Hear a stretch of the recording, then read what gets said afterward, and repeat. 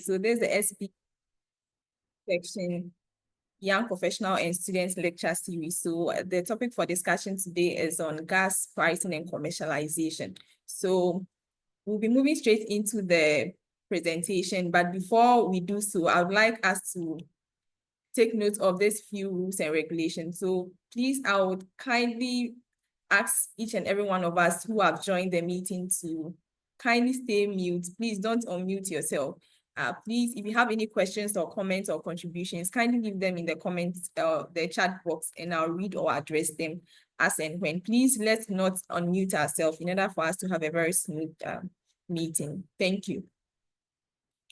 So in the next 1 hour, this is going to be our program outline. So it promises to be very brief and concise and very educative as well. So please do not fall off. For the next 1 hour, this is going to be our program outline. So away from that, I would like to invite Mr. John Kumson. He's the Deputy Young Professionals Chair for the SPE Ghana section to give us the opening address. Mr. John Kumson, please, if you are here with us, kindly give us the opening address.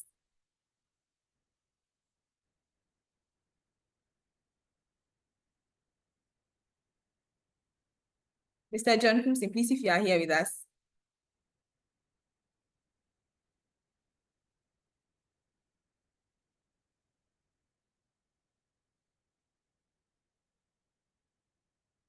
Please, can we hear me?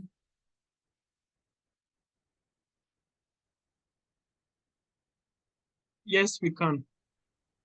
Okay, it looks like Mr. John. Is Mr. John here with us?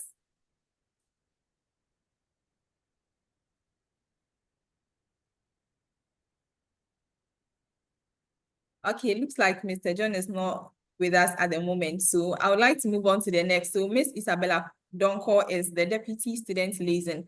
I would like her to give us the address. Miss Isabella Donko, please, if you are here with us, kindly give us the address. Thank you, Lauricia. Can we hear us? Please, can anyone hear me? Yes, we can. All right. Good afternoon, everyone, and thank you all for joining today's meeting. So, as Lauricia said, our topic is going to be on gas pricing and commercialization. We are going to understand the scope as and when our speaker takes us through the journey. So, I in particular find business and economics of gas as an interesting theme to actually discuss, and I'll urge all of us as students, YPs, and professionals to pay keen attention as we listen to our speaker as she takes us through the journey of understanding the scope of gas pricing and commercialization, as well as we also being able to have some good questions to ask and then also clear our doubts. So I believe that at the end of the lecture, we will actually have some insightful takeaways to actually add up to our knowledge. And I would like to especially thank the speaker for finding time out of her busy schedule to actually engage us. And then thank you all once again. And then I'm hoping that we have a great time today. Thank you. Thank you so much, Isabella, for the address. So I think since the meeting is going to take place in just 1 hour, I would like to move straight into the presentation. So please ask, but before she comes, Ms. Robert, I would like to give a very brief profile about our speaker before she starts her presentation so we can be able to finish just in 1 hour. So Ms. Robert currently is the Assistant Manager in charge of commercial operations and gas scheduling contract management at the Ghana National Gas Company.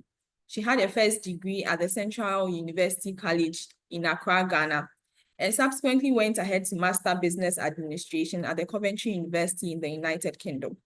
She has worked with the West African Gas Pipeline, popularly known as WAPCO, for about 13 years, Sage Integrated Marine Service Limited in Lagos, Nigeria. Ms. Rubabat is a multilingual. With that said, she can speak 6 different languages. And I'm sure if I'm supposed to continue with her profile, we'll spend the rest of the day here. So I would like to leave it with her to tell us more about herself if she still wishes in the course of her presentation. But with that said, this is a brief profile about our speaker today, and I would like to hand over to you, Ms. Robert. Please, if you are here with us, for you to share the whatever you have for us today. Okay, thank you everyone, and good afternoon from Accra, Ghana. And thanks to the presenter and to the moderator. So today I'm going to be talking about the gas value chain and its fundamentals. Basically, we need to understand certain basic things with regards to natural gas. As we all know, oil and gas is a very, very big sector, and there is so many areas that people don't even know. So it's not just oil and gas in vacuum. It has various components that people need to understand. So with regards to the topic, which states that the understanding the scope of gas pricing and commercialization, I'm going to start from the basic, which is to understand the gas value chain itself before you even move to pricing and commercialization. So I'm going to share my slides. Do I have permission to go ahead to share my slides? And please let me know if you can see my screen. Okay.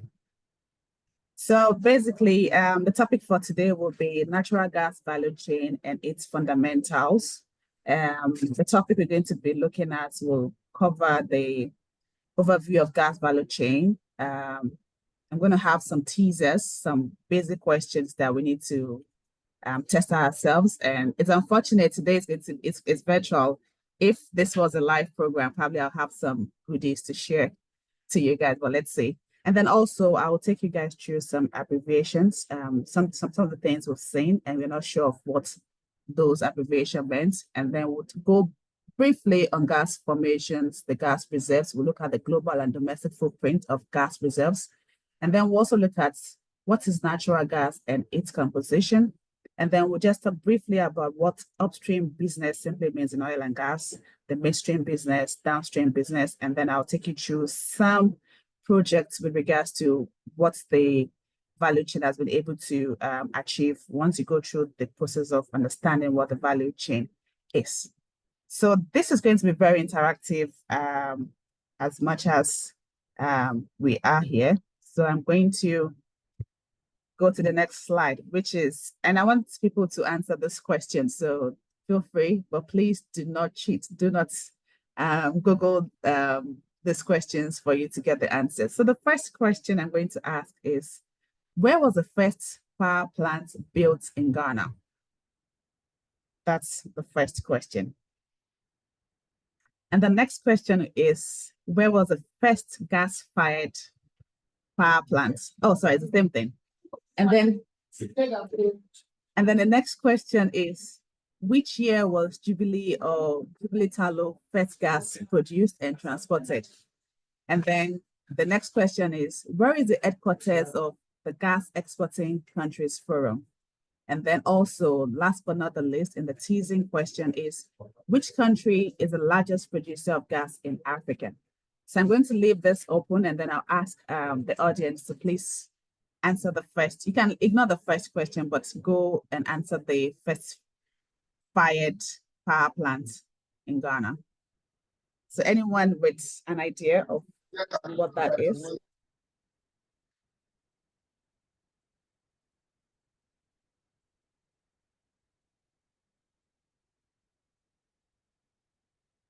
Please, can you hear me? Yes, please, we can. Okay, so where was the first power plant built in Ghana? Sorry. Anyone has an idea? Miss Ruba, I think the response are in the chat box. Oh, okay, okay. So someone said Sunan as they are answering the chat box. Okay. Wrong. Wrong.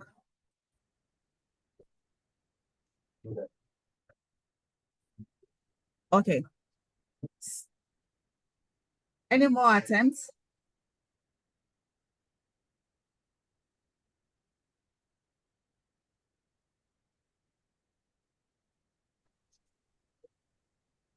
No. Please, let's make this interactive as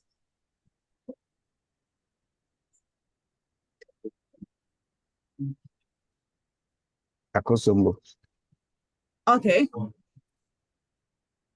That's correct for the first question. So those of you saying second D, Tema, the answer is wrong. So can we go to the next question, please?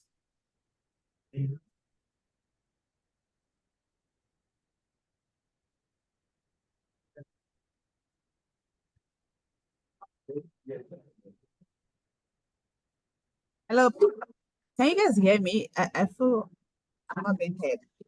Yes, we can hear you. Okay, so the next question, what was the first gas-fired power plant in Ghana?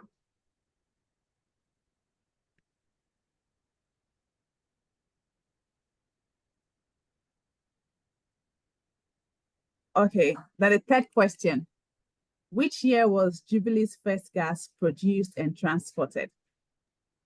2014. Thank you. And the fourth question, where is the headquarters of the Gas Exporting Countries Forum?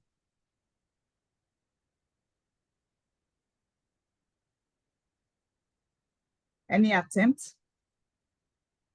It's somewhere in the Arabian countries. Qatar.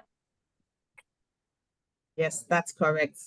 The headquarters for gas exporting countries is in Doha, Qatar. And which country is the largest producer of gas in Africa? Nigeria. Thank you very much. Okay, so the next slide is going to talk about abbreviations. We must have heard certain or seen certain abbreviations like AG, AAG, BCF, CNG, and the likes. EDS, ELPS, BBL. So basically, just going to go through some of the abbreviations. These are a lot. And I'm just going to read through, and I don't know if you can see the screen very clear. Others can just get to the next screen. Please, can you see clearly? Not too clear, but I think it's quite manageable. Okay. So I'm just going to take about, so this is what I'll do. So I have abbreviations from A to Z. So I'm just going to open the floor to say 5 people to just give me a letter from A to Z. And then I'll just pick one of the abbreviations and I'll just explain what it means for our understanding with regards to today's presentation. Hello, Ruben. Yes, please. Please, can I take you back? Can you do what? Can I take you back? Yes, please. Can So you maybe go through after the answers for me? Okay, so I'll put it in the The chat first box. one. Okay. The first one was Akosombo. Okay. Akosombo was connected and it was commissioned in 1966. Yeah. The first thermal plant in Ghana was in 1997, and it used light crude oil to the turbine power plant. And the third question was 2014. The fourth question is Doha, Qatar. So, And the last but not the least question is Nigeria. yes. Okay, thank you very much. Okay. So basically, Have you oil done and the gas super is, one? I did the super are for you. made of, sorry, can you hear me? I know I've done the super. Did you? Continue. Please, you can proceed. Okay. So oil and gas are made of mixture of hydrocarbons. And as the name suggests, these are molecules made up of hydrocarbons. And for the few of us who did science, I'm sure you must have heard about the 20 elements, which is the hydrogen, helium, and the likes. So basically, hydrocarbon is made from those mixture. And that's what oil and gas simply means. The picture on the right is what crude oil actually looks like. So, and this very one where my arrow is talking about, can you see the arrow? These are the molecule from formulation of how hydrocarbons are. So these are all hydrocarbons molecules. And then the raw hydrocarbon, which is a crude oil, comes in this form. I'm not going to bore you with how hydrocarbon is formed and how it's looked like. Basically, we just here to understand the value chain of natural gas. So basically, what is natural gas? Natural gas is a fossil fuel that is a gaseous mixture of hydrocarbons, primarily methane and other hydrocarbons. For you to get your natural gas in any typical world, you need to have about 85% to 95% of methane. And all other hydrocarbons will form a percentage to meet the 100% of methane. You cannot have 100% methane for natural gas, but at least you should have a range between 85 to 95% by volume, and then other hydrocarbons will form the rest composition of what natural gas is. So in typical natural gas composition, methane has to be between 85 to 95%, and then you have the ethane, propane, butane. You must at least have traces of those ones in your natural gas. And then you have carbon dioxide. You should have carbon dioxide less than 2%. If you have carbon dioxide above 2%, it simply tells you that it's not really a good gas. It might be something we call sour gas in some instances. And your nitrogen component in the natural gas has to be between a range of 1 to 2%. If you have any of these other components from ethane, propane, down to the water content that is above the range that I've stated here, it means you need to put certain conditions to be able to treat those hydrocarbons to be within the range, the specific range that is required for you to be able to meet your natural gas composition. So these are traces that you will still see in your natural gas, but once it's within this range, you have a perfect natural gas composition.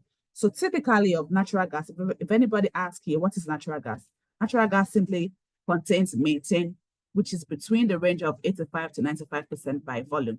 Any other composition that comes up to add to natural gas has to be between the ranges that I've stated below here. So that's simply what natural gas is. It's not really a big definition. It's a fossil fuel that is a gaseous mixture of hydrocarbons, primarily methane and other hydrocarbons.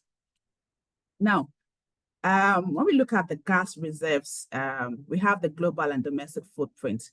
In my teasing question, I asked that which country in Africa is the largest producer of gas, and the answer was Nigeria.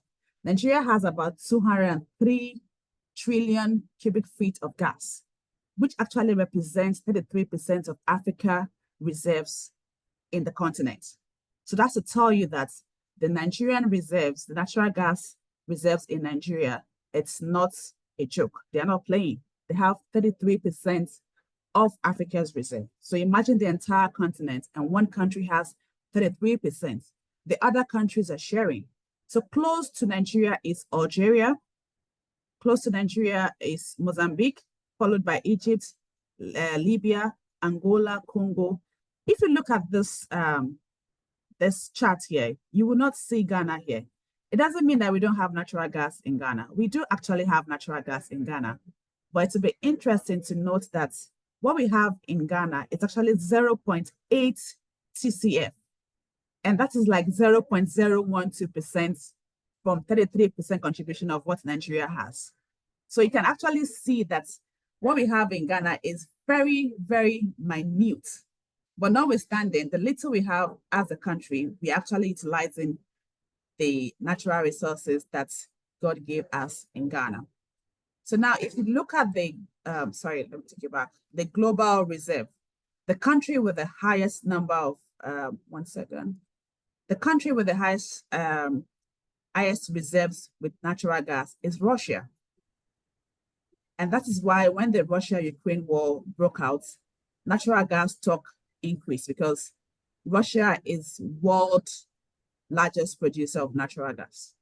They have a lot of natural gas, and that actually serves the entire continent of Europe and sometimes Asia. So they are actually a big player in the business of natural gas. And followed by Russia is Iran.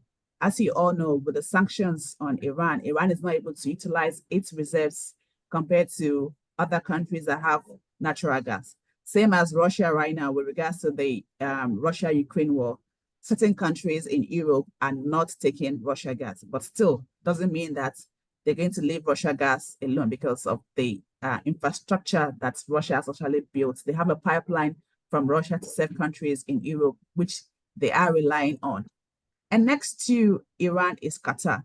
They also have natural gas in very, very huge volumes. And also they represent 11.8% of world's gas reserves. So other countries also have natural gas. So even Nigeria, who is a big player in Africa, if you look at the world or the global footprint, Nigeria only represents about 2.2%. Sorry, 2.4% in the global mix. And that's to tell you that they still have a footprint in the global mix, unlike countries like Ghana, who are still in the 0.00000012. It tells you that in the continent of Africa, we are still a major player in the oil and gas industry as a continent, if you put us together as one. But as Ghana, we are still in the local or domestic footprint. We do not have a footprint outside of Ghana. And even a typical example of Nigeria's footprint in the continent is the West African Gas Pipeline project. We are in Ghana here still receiving gas from Nigeria, and that gas actually goes through the Republic of Benin, goes to Togo, and then ends up in Takoradi, with a station in Tema. That's for us to even appreciate the footprint of Nigerian gas reserves in Ghana. You can see that gas actually moved from Nigeria, it went to Benin, Togo, and now in Ghana. And there are plans to actually extend the pipeline to have something what we call the Trans-Sahara project, which is still in the making, where gas will go through Niger and reach Morocco, and possibly we can actually send gas to the European countries through Morocco and the likes, through the Sahara. So this pictorial overview of the gas value chain is just to let you understand what's the overview of gas production is. So what we have here is this very slide is what happens in the production of natural gas. And then this here is just talking about the transmission. And then here we have the trading. So this is where the commercialization of natural gas comes in place. So you need to actually produce the reserves, the natural gas. Once you produce the natural gas, you need to process it. You either process the natural gas offshore, or you have a processing facility where you process the natural gas. And then once you have all the molecules that you do not require, then you are able to transmit that natural gas using a pipeline. And then this is where the money comes in, the business, the transaction, because here you need to now trade or sell the gas. And how do you trade the gas? This is where you enter into various gas contracts with regards to your natural resources. So you're going to be having something like the gases agreement, the gas purchase agreements to either the operator of the facility, with the transporter, to the owner of these transmission facilities, as well as to the off-takers. The off-takers are here. These are the markets. So in most cases, we call these 3 items, we call them the markets, because this is where you sell whatever you've gotten from beneath the ground, where you have produced it, you've transmitted you're transmitting the gas through a pipeline, then you have your trading, and then the gas is used for either industrial purposes, commercial or domestic distribution, or use it for ultimate power generation. In our case in Ghana, the natural gas that we use is mostly about 60% of it is being used for power generation. And now we are trying to use some of it, about 20% goes into industrial use. And then the remaining, we are still trying to see how to use gas in a domestic use, because we do not use gas domestically in our homes in Ghana, but in certain countries like the US and Europe, they do use gas domestically in their homes for heating and the rest. So that's basically what's the pictorial gas value chain. But I'm still going to go further to explain the entire upstream, what it represents, for us to have a better understanding of what really goes on in this business of oil and gas, or the energy sector. So basically, the upstream, we have, so I'm now coming down to our home here in Ghana, what really pertains in Ghana as we speak. So we do have the upstream partners in Ghana are just two. So we have the Jubilee and 10 gas fields, and then we have the Sankofa gas field, which is owned by Talo and ENI. So this slide, this Jubilee and 10, this field are associated fields. So I'm sure you must have heard about AG or AG field. Anytime you hear AG, it simply means associated fields or associated gas. What does that mean when we say associated gas? It simply means that the well, this raw gas production, actually has some crude oil production. So if you're going to extract the crude oil, there's some components of gas in commercial quantities that will come into it. Now, I'm sure you must have heard about carbon footprint. We are going for ESG zero. We're trying to reduce greenhouse emissions and all that. So ordinarily, some places, if they do not have commercial value for the gas, what they will do is to re-inject the gas into the well, or what they will do is to flare the gas. But in our case, in Ghana here, they do not flare the gas and they do not re-inject the entire gas. What they do is, we as Ghana Gas, we play a role in the midstream. So the gas that comes here, which Talo does not necessarily need because their primary focus is crude oil production, they give Ghana Gas the gas. So what Ghana Gas do is to gather the gas and then process the gas. So Ghana Gas has what we call the Ghana gas processing facility. So where the raw gas production comes in, and then we process the gas. However, there's another field called the Sankofa field, which is owned by ENI. That field, I don't know why I didn't put it here in this slide. I think I must have omitted it. That field is called NAG. Anytime you hear NAG, it simply means non-associated gas. It's NAG. That was why I was trying to go through the, what's it called? The abbreviations, because sometimes you will hear people talking about what is NAG. It simply means, NAG simply means non-associated gas. It simply means that the well where the raw gas is found is just solely gas. There might be some traces of crude oil there, but the crude oil is not in commercial quantities. So you cannot monetize that crude oil because the volume is very small. However, if you have a non-associated gas, it simply means that you have enormous gas reserves and you can commercialize that gas. So that's basically what happens in the upstream here. And then in the midstream here, we as Ghana Gas, when we process the gas, we get three components from that gas.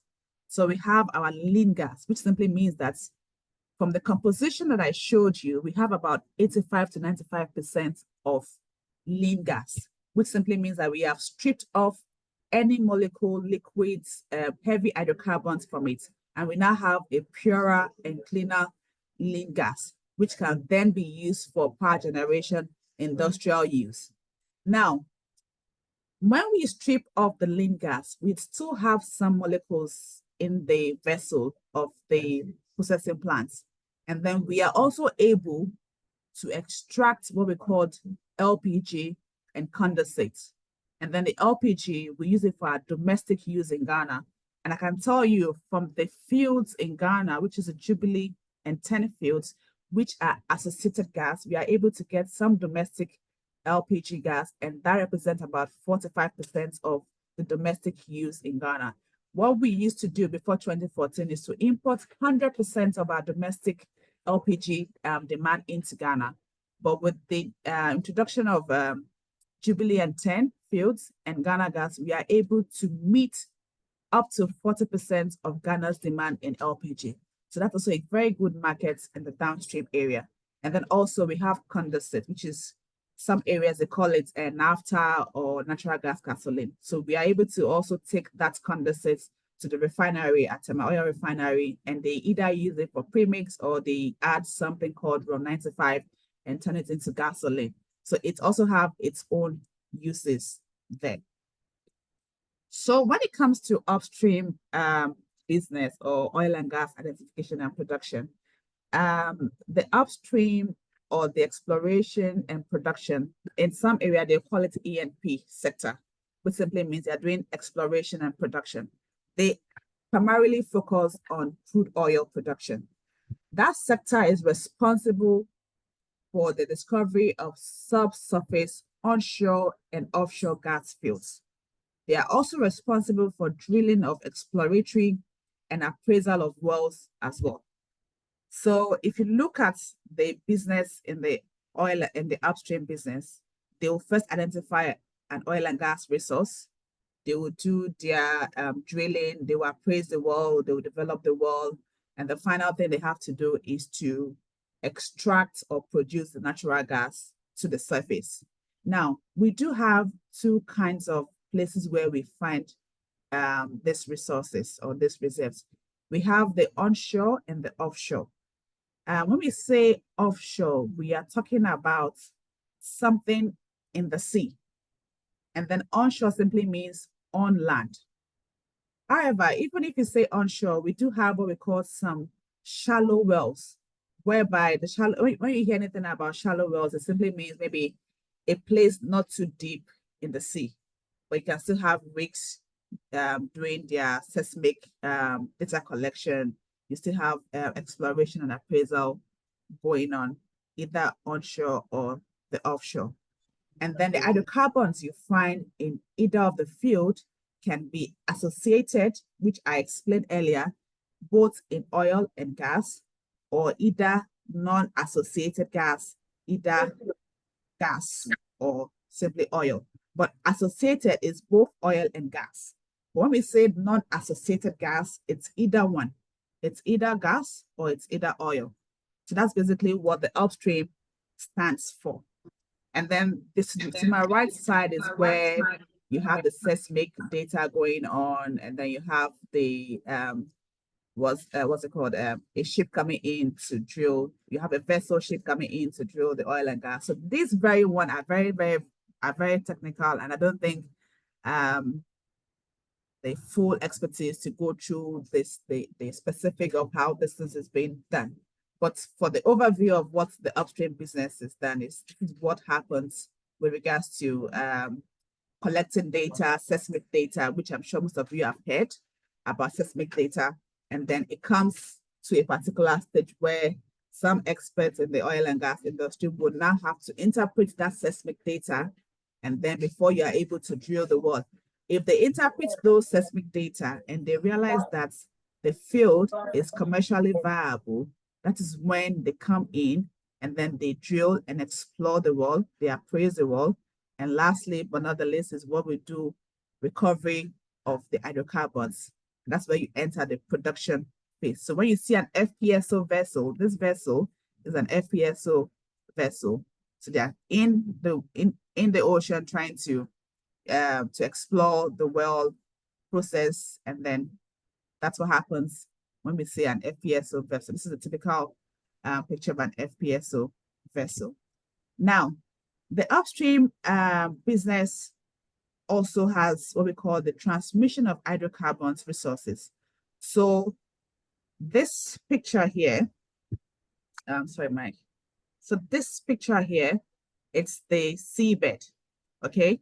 So this is where you have all the riser, the flow lines, and this is where the resource is. And this is your FPSO here, but they do have all these mooring lines, storage lines.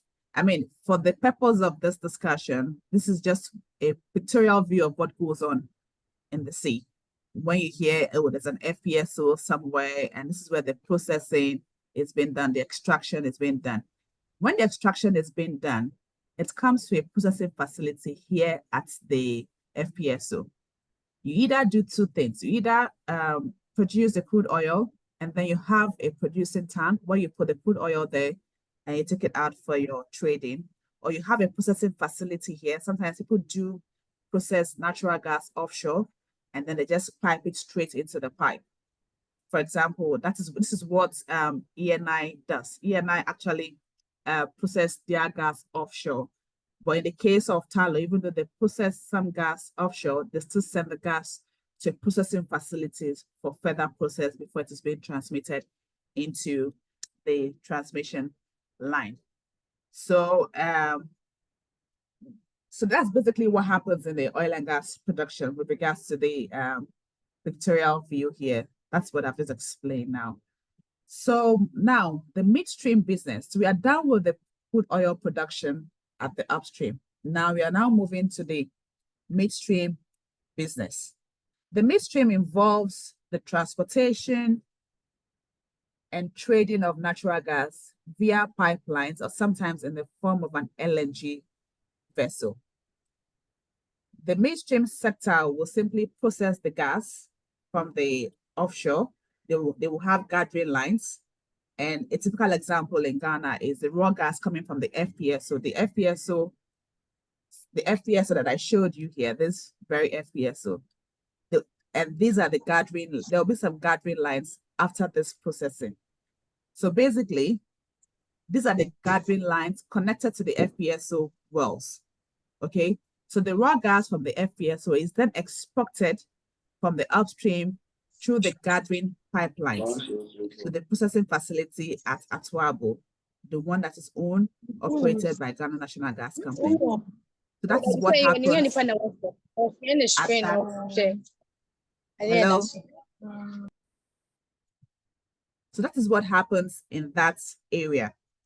So once that gas is received and processed at GPP, we are able to extract the following products, which I'd already explained to you in the previous two slides. We have the lean gas, LPG, condensate, and we do have a product called pentane. So, but I mentioned 3 products because those 3 products is what we actually have a lot of quantities, commercial quantities. With regards to the pentanes, we are still trying to commercialize the pentanes.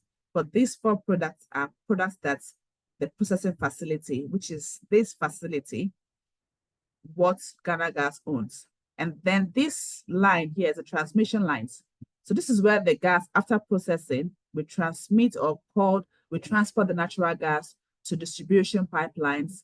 And then that gas is now being sent to city gates through our transmission pipelines for power generation and industrial use.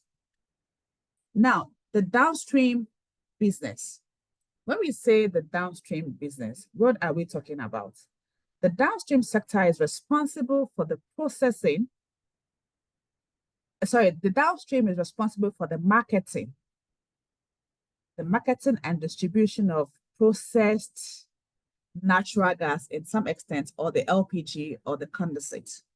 So when the lean gas is being delivered to the city gates through the pipelines for power generation, industrial use, and sometimes this thing can be used for feedstock, the downstream can then use a means called either CNG or small-scale LNG to also transport the lean gas to places where the pipelines cannot reach.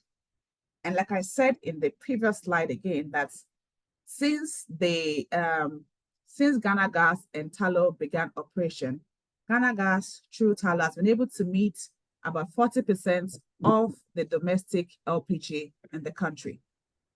So LPG is then evacuated from the gas processing plant, and it is being used by the BIDEX for onward sales to the LPG marketing companies for delivery to the market, which is then being used in our various homes for cooking. Some use LPG for heating and boiling and their boilers, and some also use LPG in their vehicles. And then the condensate is evacuated by BIDEC again for onward delivery to the refinery to be used as blend stock for gasoline and premix fuel. We're currently using our condensate for premix fuel as we speak now for the fisher folks in the coastal communities in Ghana. Now, the role of commercial in the gas business, what exactly do they look out for? What construction sites can sell gas for profits, either through LNG, exports, or wanted or natural gas without markets can pose a serious problem, both logistically and financially. Now, if we have gas, if gas has been found in Ghana and you're not able to sell the gas, what then happens? You need to find a home for a gas. That is where we come in with the commercialization of the natural gas business. So you need to find industries who actually require natural gas to be able to, one, to use for their power plants, to use for industrial use, either their boiler or to use directly for power generation. If you're not able to find a home for the natural gas resource that you have found in your country or in the world, it doesn't make any economic sense to even go in and extract the gas. Most countries do what we call the forward sales agreements. When they look for this business and they're able to find a market domestically, they go in for LNG, which means they will have to export that gas because there are a lot of spot buying activities for LNG. So once somebody is able to discover natural gas in his or a home, what they do is they either go ahead and sign forward sales agreements where you're going to lock this business transaction for a period of, say, 5, 10, 20 years. Some go as far as 30 years. So that's why you see that some of the LNG business in Nigeria are booming because they have spot buying in Asian countries, and they buy this LNG at a much higher price. So most people who have this gas wells are typically looking at the export market because they know that they're going to get a higher value for that natural gas. So they sell for a profit. That is why they go through LNG. It's a spot buying. Somebody wants to buy the gas, they love the business, they love the transaction. It's a done deal. All you have to do is anytime they need a cargo, you send the cargo to them. Now, without a viable production utilization, a producer will have to resort to flaring or re-injection of the gas.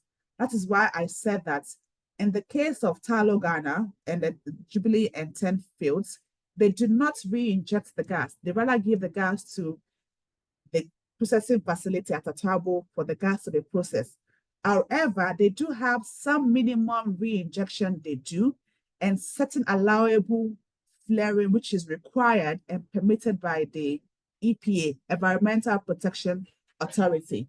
They do have this marginal gas that they will need to re-inject or flare for them to be able to produce the crude oil, which is their main and core business in this regard. So basically, if you look at the commercial role in this gas value chain, it's simply to monetize natural gas resource by finding or creating a demand for the product. In our case, in the case of Ghana Gas, they have been able to find a market because as we speak now, the gas that is being produced by Jubilee and 10 field is primarily used for power generation. So anytime you see that, hello? Yeah, please, you have 5 minutes with that. I'm almost, I'm just running through. So that's why you notice that the gas that is being produced in Ghana is primarily used for power generation, and the LPG and condensates, they do have a place for domestic use in Ghana. And then also, when you're going to commercialize this product, you look at 2 categories of customers in order for you to achieve the aim. You're looking at external customers and you're looking at internal customers. So these are examples of industrial projects which are currently going on in Ghana. So this first 2 are actually industrial companies that are actually using natural gas for their boiler. They are mostly into ceramics and ceramics production. And then what we have here is the famous car power badge. You know, when we brought in this car power badge for the emergency power situation, this car power badge was relying solely on liquid fuel. But because we had found gas in Ghana and we had extra gas at that time, this car power badge was moved from Tema to a place called Sekendi to be able to utilize the gas that we produced in Ghana here. And here is just what we have, the downstream sector where we have the LPG being loaded into tanks for onward distribution to our domestic markets in Ghana here. So last but not the least, I took this quote from Henry Ford, which says, coming together is a beginning, staying together is a progress, and working together is a success, by Henry Ford. Thank you very much for your time. My name is Rubabat Hosseini. Thank you so much, Ms. Rubabat, for the presentation. Thank you so much. And I'm sure that most of us we've learned a lot from it. So at this point, I think we have some questions for you, Ms. Rubabat, in the chat box. So I'll read them out to you so you can respond to them before you leave us. Okay, so Ebenezer is asking that, does the calorific value of a particular stream of lean gas determine the cost, or there is a fixed price that is set? And is the price built up set by any regulatory industry agency? Okay, so do you want me to answer the question now, or I should take more questions before I answer? I think maybe you can respond to this after you're done. Okay, so the answer to the first question is we do have a regulatory, if we do have a regulator that determines the tariff for natural gas in Ghana, and that regulator is PRC. They are the body authorized to actually look at the composition of the gas. They just don't look at the calorific of the natural gas to determine the tariff for gas. They look at other components. They look at the capex, the opex. They look at the pipeline, the investments. So they look at various components that determines the final gas price to be sold to the market. However, in certain industries or certain spaces, for instance, I can give an example of Nigeria because I used to be in WACO. What they do is they have a different structure. So they have the upstream where they sell and they price the gas upstream. So whoever buys the gas at upstream has a particular price. So the gas upstream will have its price, and then the midstream person or the shipper will buy the gas from the upstream producer, and then also have a different price for each role. So you have a shipping or a shipper fee, and then you have transportation fee. So all these things are going to be added, and then you're going to have a gas price composition, which will now be the delivered gas price at the end of the day. But in our case in Ghana, PRC determines the final delivered gas price. Thank you. Okay, sure, thank you. So the next question is Ghana mandated by law is Ghana Gas mandated by law to operate in the midstream business? We are actually a midstream company. So yes, we are mandated by law. Okay, so I think the same person, Ebenezer, is still asking that, who is the current off-taker of pentane? We are yet to commercialize the pentane at the moment. Okay, sure. So Ifwa Akote is asking that, why is the price of gas varying for different gas stations in the country? Which of the gas? The LPG gas? I'm sure that's what she's trying to ask. Well, that has to be answered by the LPG marketing company. So, I mean, people do not, okay, yeah. So with regards to the LPG, we do have a pricing window. So LPG is sold bi-weekly. So not just LPG, even if you look at PMS and HUO, PMS, that's your petrol, and HUO is known as diesel. They do have price change every 2 weeks. So it's called a pricing window. And the pricing window starts from 1st to 15th of every month. And then you have another window from 16th to 30th or 31st. So you can even take this. If you look at the price for this window, which is from December 1 to December 15th, there will be a certain price for that 15 days. And then from 16th December, 31st December, there will be another pricing window. So it's not a fixed, it changes because they use what we call the Platts pricing to determine the gas price. Okay, so I think myself, probably I have a question. I want to know if in the midstream, is Ghana Gas the only midstream operating company in Ghana? Yes, it's the only company mandated by the Energy Commission Act. Okay, sure. I think we have no further questions. So thank you so much, Ms. Roberts, for joining us and giving us the presentation. We are really grateful for your time. Thank you for having me. Okay, so I think, thank you so much. So a little snippet. Marisha, Hello. hold on, please. There is a question from John. Okay, sure. Ms. Roberts, please, are you here with us? Yes, please. Okay, so I think there's one last question here. John is asking that how does supply and demand infrastructure, market structures, and geopolitical factors all contribute to the pricing of gas? Okay, so that's a very good one. So I'll just give you a typical example. So the supplier in the world markets for natural gas is Russia, right? And their market is in Europe. They primarily supply Europe natural gas. Now they determine the price for natural gas in Europe. Now, with the war going on with Ukraine and Russia, most European countries are boycotting that gas from Russia. However, Russia is the only country that has a very big infrastructure to be able to deliver gas from Russia to countries in Europe, not just one country, countries in Europe.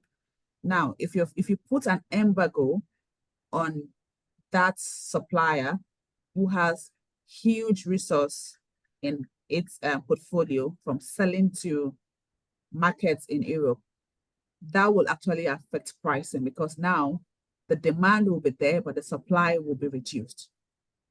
So that's why you see that what happens in certain economy affects other economy just by an act of a decision that is being made by a fora. So you look at the EU saying we do not want gas from Russia, and some countries are saying that yes, we do want gas from Russia because they know what it means. The gas price from Russia could be about, say, $7, right? Now, if they have to stop buying from Russia, they have to rely on LNG. And like I said, LNG is about profits. It's called spot buying. A cargo comes into Europe, and the person who has a cargo will not sell it for $7. Will sell that gas price for, say, $27 or $15. So the demand will push your gas price either high or low, depending on your supply. All right, so I think I'll take last two questions because we are far behind time. So Ralph is asking that, is Gensa mandated to process gas in Ghana? I'm going to have to revert back on that question. Please come again. I'll revert back to that question, please.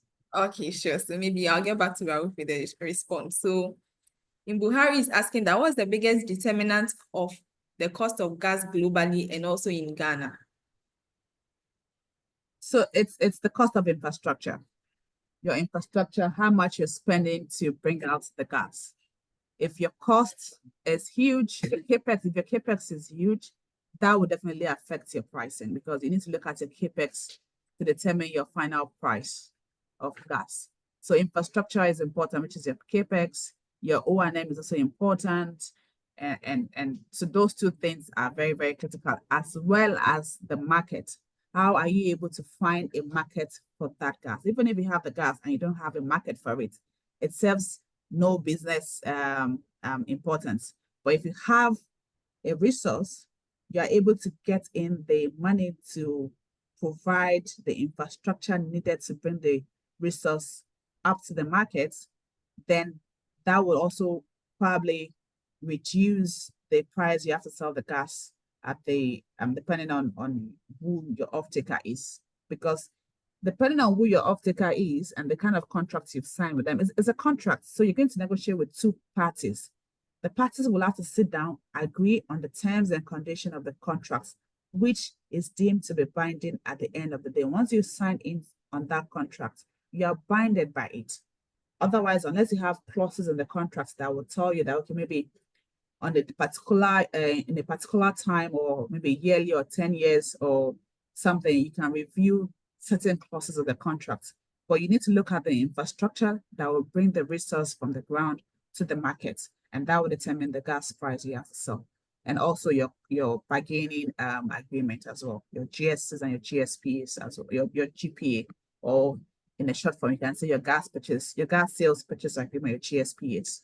If you're able to negotiate your gas sales or your gas purchase agreement very well, the rest becomes easy. All right, thank you so much. I think they want to know if they can get your slides for further review, if you don't mind sharing with us. Okay, I'll look at that. Okay, sure. Thank you so much for answering the various questions, Ms. Robert, and thanks for your time as well. So I think away from the Q&A section, we have trivia games at the moment. So over here, I'll read out some questions to the participants, and I would like to put a question here. The SPE Ghana Section YP Committee is promising to give some awards to anyone who will be able to answer any of these questions. There are 5 questions I have here with me, and I'll read them out. Please do not unmute yourself to answer those questions. So shall I say the judges will be in the chat box. Anyone who will be able to answer the questions rightly on the first attempt to get the prizes. So I'll talk about the prizes after we are done with the questions. So please do well to answer them in the chat box as fast as you can. So I'll read out the first question, and please, if you know the answer, kindly put them in the chat box. So the first question is, who was the speaker for the first lecture series that was organized by the YP section committee?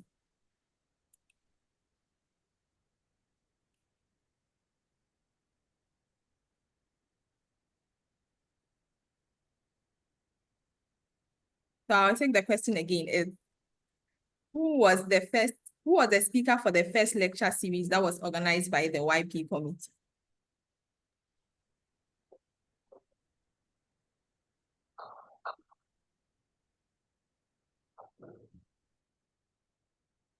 Okay, we have like some 5 seconds to answer the question.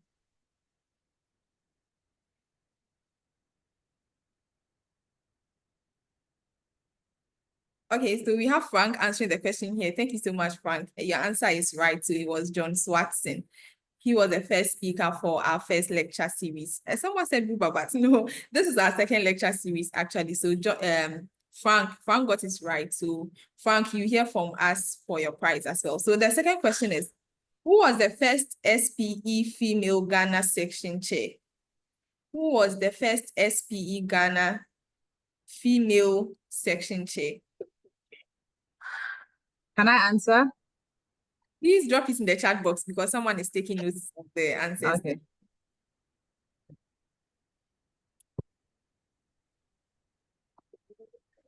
Okay, so I think the first person to get it right was Richard, and unfortunately, Ebenezer is not Sheena. The first female section chair for Ghana was Miss Celestina Yaba Kisi, and Richard Ando had it right. Actually, Sheena was the second or third, I'm told. So thank you so much, Richard Ando, for the answer. So the third question is, who is the SPE deputy section chair currently? Currently, who is the SPE Ghana deputy section chair?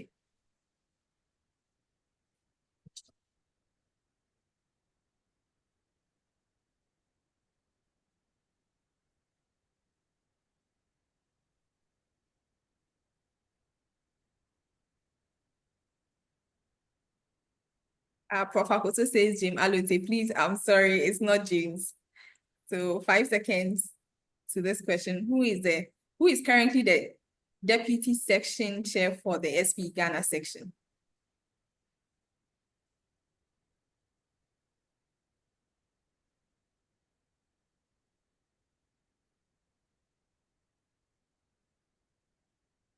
Richmond says Derek. No. Abner, no. Joseph, no. I think this question will have to be dashed out because no one is getting it right. Frida, no. So unfortunately, it looks like no one is getting this question right. I have to move on to the next question. So the answer is there is no deputy section chair for SPE Ghana. We have no position like deputy section chair. It's just the section chair, Mr. Derek Nuche, and he's the only one. I think apart from that, the other committees have deputies, but with the section chair, there is nothing like deputy section chair position. So I think no one got it right. So the next question is, who is the section director for the SPE Ghana section currently? Who is currently the SPE Ghana section director? Oh, I think Richard is very fast.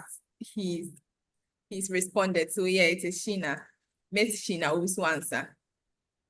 Okay, so the last question for the trivia games, the very last question is, which African country has the highest SPEs chapter? Which African country has the highest SPE chapters?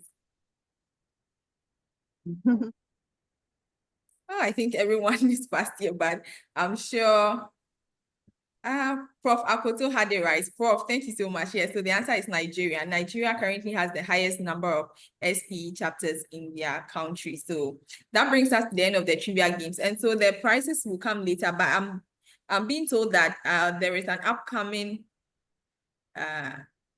networking events next week, and the committee head is planning on paying for all those who would want to come, all those that have the answers correct and would want to attend the event. There is a fee to it, but then she's going to incur the payment for you to attend for free. And aside that too, there are some packages that you'll be reached out to, and it will be given to you after the presentation. Thank you so much for engaging with us for the trivia games. So at this point, all too soon, we have come to the end of the presentation. But before that, I think Mr. John Kumsin, we missed him in the earlier section. I think if he's here with us, Mr. John wants to say something before we have our closing remark from Miss Engineer Ifeakuto Beduakun. But before she comes in, Mr. John Kumsin, please, if you are here with us, kindly Yes. just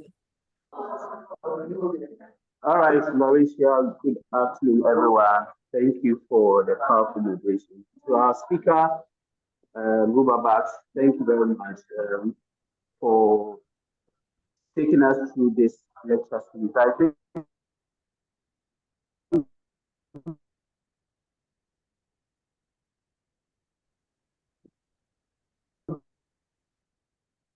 has been very powerful.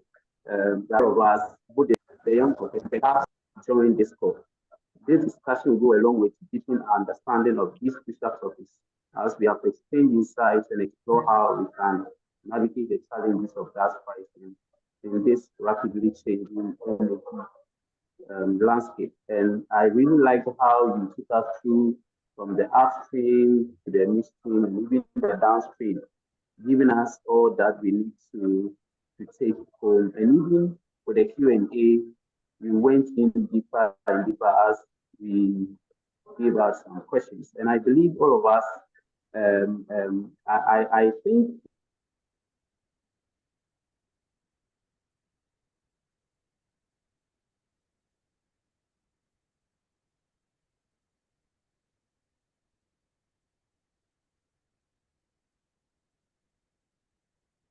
Okay, so I think we've lost Mr. John. John, please, we can't hear you. Okay, so I think we've had lost. an extensive hours. I think she asked this lecture series before. Everyone had a good time. So thank you, everyone. I'll hand over to its person. Give her the remarks. Thank you, everyone. Okay, thank you so much, Mr. John Kumsin, for that. We really appreciate your time with us. So I would like us to have the closing remark by the program's lead for the young professionals section, Mrs. Engineer Ifeakuto Beduakun, to give us the closing remarks. Mrs. Ifeakuto, please, if you are here with us.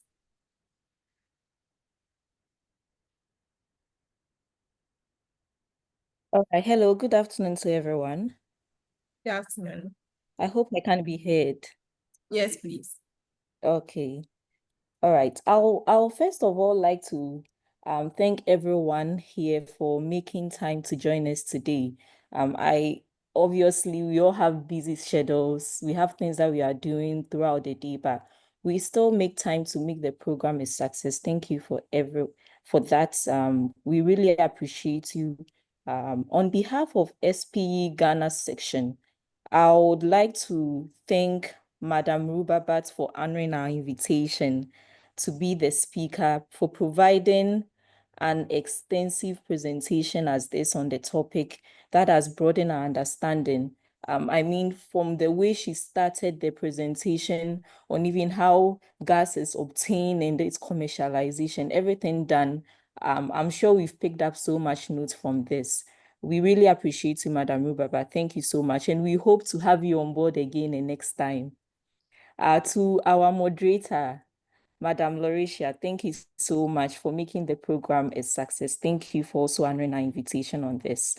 We don't take for granted the time everyone has taken to join, because your presence is what has made this program possible. Thank you so much. Kindly note that SPE has a lot in store for you. This is a very interactive professional body that you can, for networking, you can be able to do so much in the professional sector. So I would encourage everyone that you should be checking our WhatsApp group frequently for upcoming programs so that you are not left behind. Thank you, everyone, and have a good day. Thank you so much, Mrs. Engineer Ifakutu, for the closing remark. Thank you so much. But before we sign out, I think we have a few announcements to make before we leave. Please, so SPE Ghana section is going to have its Energy Social end of year networking event. It's going to take place next week, Saturday, on the 21st of December at the Ghana Gas Park in Accra at Jolu at exactly 2 p.m. Please register. If you're a member of SPE, it's just 150 cedis. If you are not a member, you are not left out. You can also attend this event by paying just a cool 200 cedis. So please, for the student body, I'm told that if you're a student, a registered member, student member of SPE Ghana, you want to attend, you can reach out to the YP committee head, or even personally, you can reach out to me for some personal. I think there are some people that want professionals that would like to pay for some students, registered student members who want to attend the event. But aside that, please, you can make payment to the account number on my screen with the name Claribel Chris Cooker, and please reference it Energy Social. I hope to see all of you there next week, Saturday on the 21st of December, for us to network and have fun. So please, I would like to see everyone then. Also, we are being reminded that if you're a member of SPE already, please, there are lots of benefits, as Engineer Ifakutu mentioned. There are lots of benefits in store for you. If you don't know, please, you can visit the SPE website at www.spe.org to know more about the event and other packages that are in store for you. Please, if you joined us and you're not a member, I would kindly urge you to sign up and also follow us on our social media platforms for more updates and information as well. So at this point, I would like to personally also say a very big thank you to you all for joining and making time for us in the past 1 hour. It's been exciting and interactive, and we'd like to bring the meeting to an end. Thank you so much on behalf of the entire section for your time, and we hope to see you in the next lecture series, or probably next week, Saturday, at the networking events. Thank you so much, please. We are done for the day. Thank you, Laurentia. You're welcome. Thank you all for joining. Thank you, Laurentia. Bye.